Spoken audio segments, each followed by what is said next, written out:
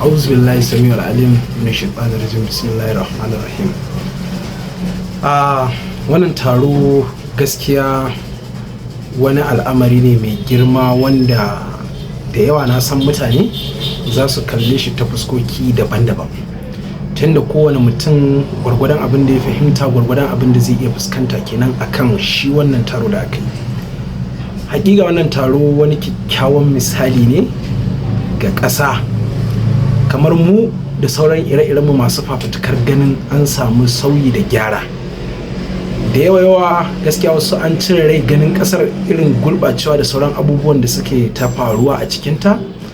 Da yawa mutane na ganin kamar gyaran abu ne mai wahala, to amma irin wannan taro da aka yi yana kuma sauya tunanin mutane, suna gane cewar ko in ce muna gane cewar gyaran in an so yin shi abu ne wanda zai iya zama mai sauki.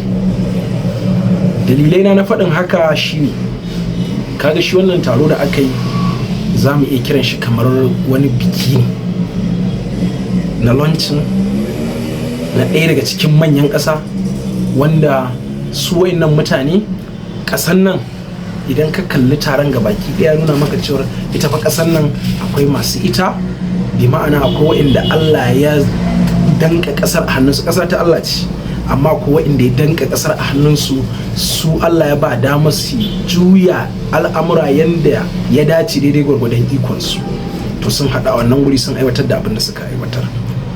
Babban misali shine abin da suka aiwatar din sun taru, sun aje bambancin jam'iyya, sun aje bambancin yare, sun aje bambancin addini, sun yadda su iyaye ne, su shugabanni ne, sun haɗa kan magana kwaya shine launching da ya tara su a wannan wuri.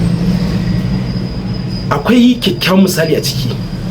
Na farko shi shugaban ƙasa mai ci yanzu Ahmad Bola Tinubu, a fahimtar mu yana da 'yan matsalolin da ba a rasa ba tsakanin shi da shi wanda ya launching wannan littafi, wato Janar Ibrahim Badamasi Babangida. Idan ka kalli ta fuskar abubuwan da suka faru a June 12, wanda shi Tinubu yana daga cikin magoya baya mafi girma na shi marigayi Abiola, sannan kuma yana daga cikin waɗanda ma a kaddara ta ritsa da su aka rufe su a zamanin mulkin Babangida. Kaga wannan duk wasu abubuwa ne waɗanda zai sa shi Tinubu ya rike shi a matsayin wani wanda yake maki a fahimta. To amma me sai suka aje wannan abun, duka suka kalli matsayinsu na su iyaye ne, shugabanni ne, suka hada a wurin lancin kuma suka yi raha, suka yi duk abin da ya dace bai daya. So abin da muke kallo shine lallai wa'annan shugabanni hakika suna da dama har yanzu, kuma lokaci bai kure musu ba in har za su iya lancin su haɗu gaba daya su yi abu guda daya, sannan su tara wa'annan irin kuɗaɗe a ƙanƙanin lokaci. To tabbas idan suka yi yunkura wajen shawo kan matsalolin ƙasar nan suka haɗa haka, ina mai tabbatar maka, ina mai tabbatar ma duniya abin za a iya haƙa, za ta iya cimmawa. Domin ka kalli irin mazan kuɗin da aka tara cikin ƙanƙanin lokaci, kuma ka kalli irin mutanen da suka tara kuɗin, sannan kalubalen da kasar take fuskanta wayannan mutanen sun san shi, amma har yau ba su taba zama akan kalubale kwaya daya su dauka. Misali a ce su dauki kamar talauci ko matsalar tattalin arziki da ke damun kasar nan. Kaga idan aka ce sun zauna ne ga baki daya, ba kudu ba arewa, ba musulmi ba kirista, ba babba ba karami a cikinsu, tunda a cikinsu akwai manya akwai kanana, to sun haɗu gaba ɗaya suka ce za mu yaƙi talaucin da ƙasar mu take fama da shi. Suka yi irin wannan gidauniyar, ina mai tabbatar maka, ina mai tabbatar ma duniya za a samu gagarumin sauyi cikin ƙanƙanin lokaci in Allah ya so. Misali a wurin nan an haɗa kuɗaɗe kusan biliyan 10, getting to biliyan 20, kaɗan ya rage a ce biliyan 20 a cikin ƙanƙanin lokaci. To ɗauki talauci da ake fama da shi a ƙasar nan. Kaga a shekarar 2022, shekarar 2022,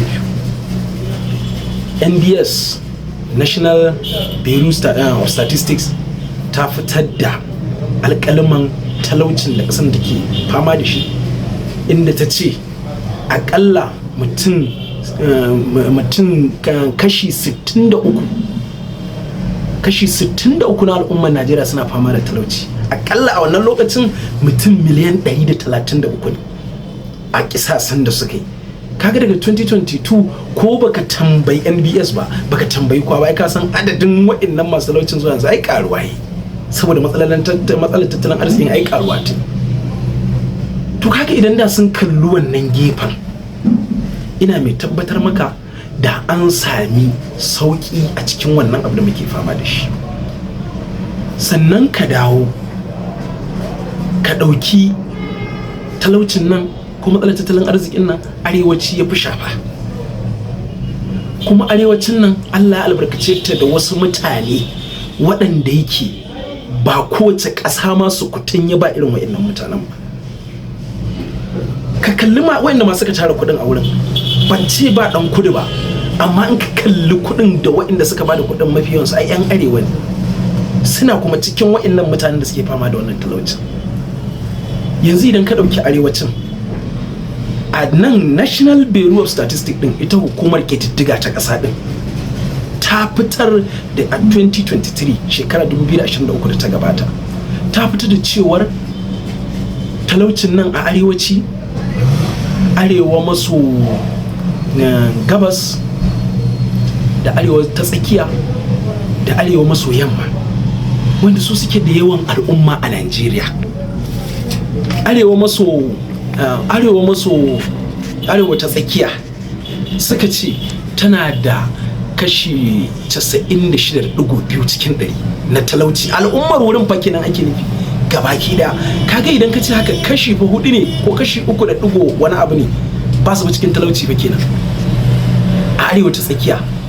Sai suka ce arewa maso yamma mutum kashi 92.9, getting to kaga kashi 93 fa kenan.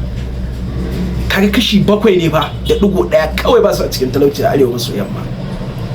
Sannan arewa maso gabas suna da kashi 78.8, kaga kashi 12 ne kacal da dan wani digo ba su a cikin talauci.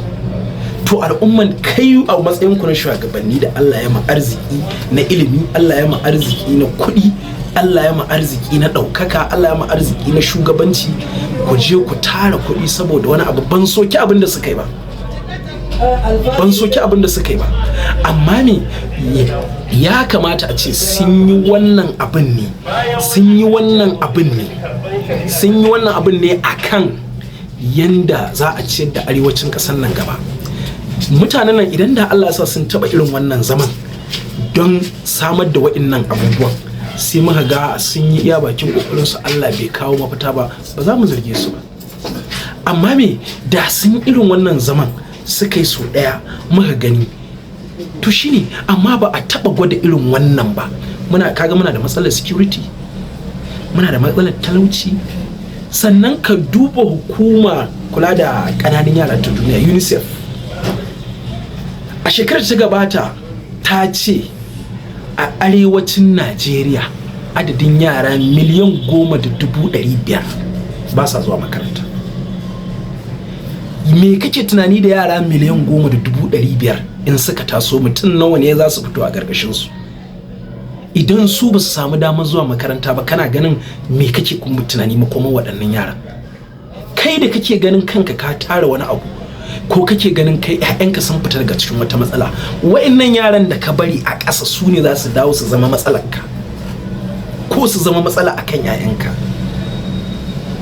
Saboda haka idan kana son ka kare naka ne daga sharri na rayuwar duniya, ba tara mashi kuɗi ko dukiya ko kamfanoni shine ka fitar da shi a matsala ba. A'a, wancan da yake ƙasa yake roro yake neman abin da zai ci, taimaka ya zama mutum ta yanda shi ma zai yi tunanin ciyar da ƙasarsa gaba, ba ya tunanin ƙasar nan an cutar da ni ma bari in cutar da wasu. Idan fa zai zama kana shugaba ko kuna shugabanci, wa'annan na ƙasan kun yi burus da su, makarantunsu ba su da kyau, hanyoyinsu ba kyau, ba su da ruwan sha, ba su da magani, ba su da ilimi, ba su da komai. Ka banzatar kai kullum wa'annan abubuwan kuna gina ma 'ya'yanku ne da kanku da jikokinku, to wallahi ba a yi ma jikokin tanaji mai kyau ba. Domin dole wa'annan jikokin naku da 'ya'yan naku a cikin waɗanda kuka bari a ƙasa za su rayu. Su kuma fa waɗanda kuka bari a ƙasan nan za su rayu, ba ku san aya za su taso ba, tun da me an hana masu duk wani abu da zai iya mai da su mutane. Wannan rayuwa, ilimi, talauci, ilimi da tattalin arziki, tsaro su ne ginshiƙin rayuwar ɗan adam. Idan fa ɗan adam ya rasa waɗannan abubuwan, kai da kake ganin kaman ka samu natsuwa, ka na samu kuɗi, gidanka ba za a iya ketawa a shiga ba, ba za a kaza ba, za a yi kaza ba, wallahi baka tsira ba. Abu mafi a'ala shine wannan ƙasa da Allah ya bamu, ya kaddare mu, ya halicce mu a cikinta, ya yi mu a cikinta, ya yi ku a cikinta, manyan ƙasa, ku Allah ya ba wannan dama, kuma zai tambaye ku. Kuma wallahi wa'innan yaran akwai haƙƙinsu a kan mu gabaki ɗaya. Mu da za mu yi magana shine mun sauke nauyi. Waɗanda za su yi abin a aikace su yi aikace shine sun sauke nauyi. Kuma kowa Allah zai tambaye shi akan wannan nauyin. Sannan ina mai gaya mana, wallahi waɗannan yaran idan ban yi wani abu a kansu ba, mu kyala dai adadin yara 1,500,000 a ƙasa ba su je makaranta ba, ba su sami ilimi ba. Mafi akasarin su ma talaucin shi ya jefa su. Ko a UNICEF din a bayanin da ta in ka lura, sun ce dalilan da suka sa waɗannan yaran ba sa zuwa makaranta sun kawo abubuwa guda 3. Sun ce na farko akwai shi kanshi talauci, na biyu akwai rashin kulawar karatun a wurin hukumomi da abin ya shafa. Saboda wasu yaran suna nisa ne, suna ƙauye, suna lungu, suna kaza, ba za su iya zuwa ba. Abinda gwamnati ba ta je ta yi abin da ya dace a inda yaran suke ba. Wasu wuraren ba makarantun, wasu wuraren ba kayan aiki, wasu wuraren ga makarantun ba malaman. To duka sun faɗa, sun yi bayani 100% akan abubuwan da suka kawo irin wannan matsaloli, suka taru, suka yi yawa, suka hana ilimin ya samu. To ku kuna ina?